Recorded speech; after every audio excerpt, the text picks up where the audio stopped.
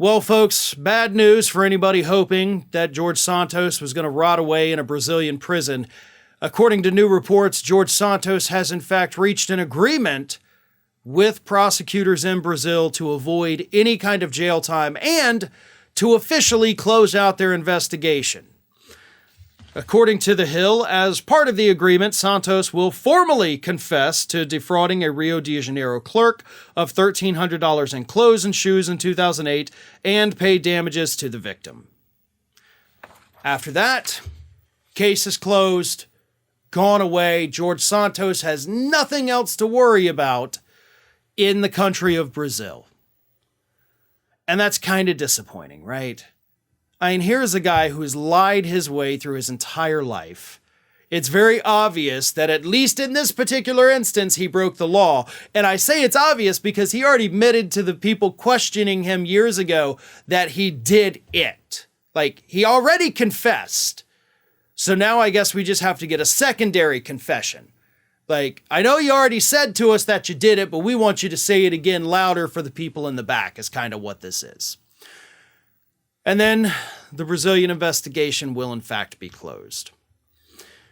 But don't worry, there are still 6 other, possibly 7, because we don't know what's going to happen in Seattle with the credit card skimming operation. But there's at least 6 other bodies that are also still investigating George Santos, and he's not going to be able to wriggle out of those investigations as easily as he is with the one in Brazil.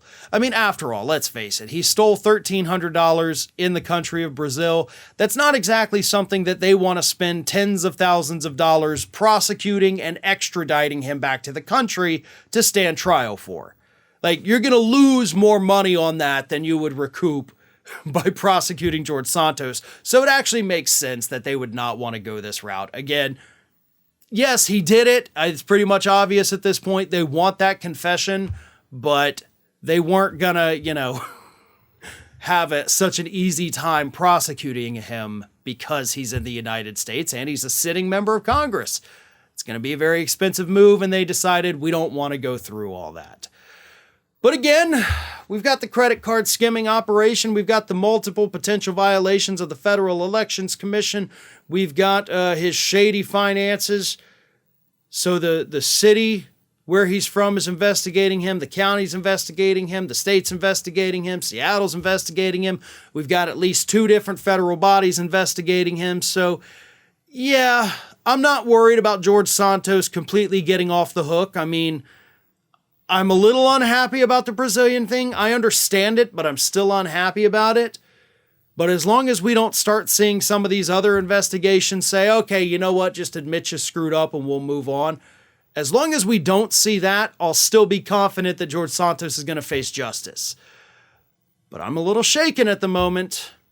I don't know if it's going to happen. It needs to happen. It should happen. We'll see if it happens. It's been a little quiet for a little too long. Especially given all the evidence they have, doesn't seem like this should be taking so long, so we'll see what happens with the other investigations. I wouldn't sleep too easy if I were George Santos. Ring of Fire has fresh content 7 days a week, so if you want to be reminded about it, don't forget to subscribe to the channel, hit the little bell to be notified every time a new video goes up.